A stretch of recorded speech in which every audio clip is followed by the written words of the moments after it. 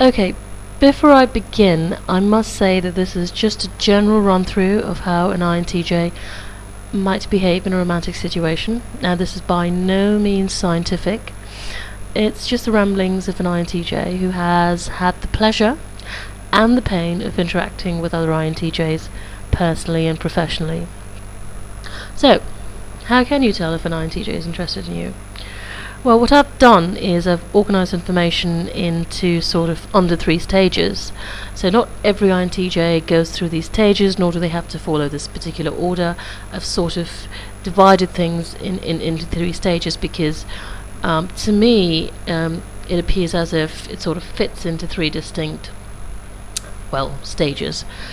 But yeah, so the first stage, observation.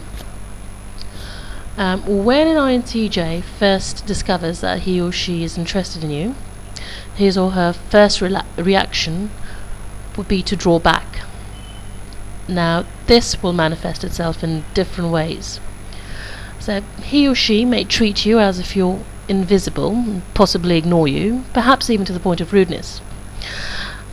This is because feelings are confusing to the INTJ. It's not that we don't feel, it's that feelings are confusing. And you, as his or her object of interest, elicit feelings that the INTJ is not accustomed to dealing with. Therefore, the first reaction is to take a step back and evaluate the situation. Particularly these reactions that annoyingly the INTJ, who usually is quite collected, does not seem to have any control over. Now, better adjusted INTJs may interact with you as they normally would do. You might not be able to tell at all, in fact, but don't be fooled by this apparent lack of interest.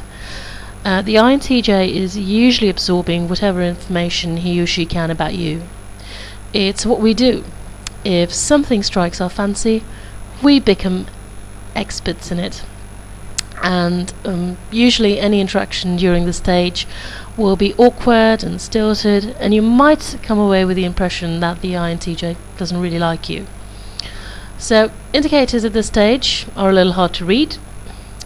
There'd be an awkward lack of interest, or rather a seemingly awkward lack of interest, or the INTJ will just go about their regular business. But the difference here is they will always be tuned into you and what you're saying or doing.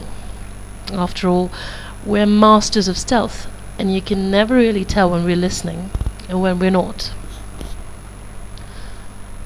Moving on to stage 2, and I call this evaluation. So in this stage, the INTJ may initiate contact. Now, this can be either direct or indirect. You find them spending more time around you, and they might try and draw you into a conversation, ask you questions to try and get to know you, basically. But don't expect the usual questions like how's the weather or what you do over the weekend, because remember, INTJs hate small talk. However, intellectual compatibility is pretty high on our list, so we use the sort of interaction to gauge whether or not you're suitable, or whether we're suitable for a relationship. So INTJs choose partners like they choose anything else, like they choose a computer, or I don't know, a new car, with care. We do the research, weigh the pros and cons, and then make a decision.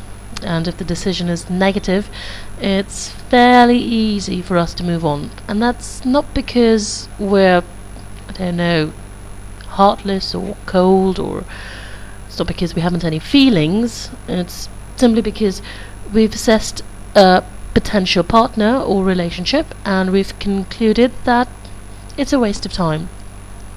So, indicators in the second stage. So what you'll find here is you might find that the INTJ will interact with you more than they would normally do in comparison to other classmates, colleagues, or acquaintances. Time is important to the INTJ, especially time alone.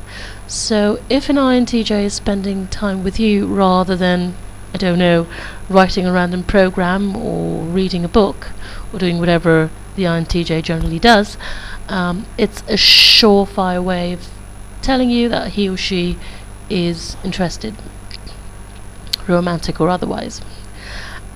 Stage 3. Now I'm going to call this action.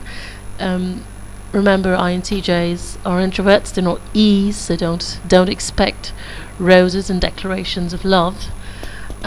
So what, when and how an INTJ makes his or her feelings known will vary greatly. Some might come right out and say it. I do. Expect something more in the lines of a feasibility analysis rather than a mushy declaration of undying love. Others might simply find themselves falling into a relationship. Now, the signs that an INTJ is really interested in you is what he or she might is that he or she might do things that they wouldn't generally do because you find those things important. So say, for example, you play in a band and your band is playing in a pub. Your INTJ would attend even though pubbing is the last thing on that he or she would like to do. So bear in mind though, sometimes you'd have to spell out what's important to you to the INTJ. Also, INTJs revel in optimizing things.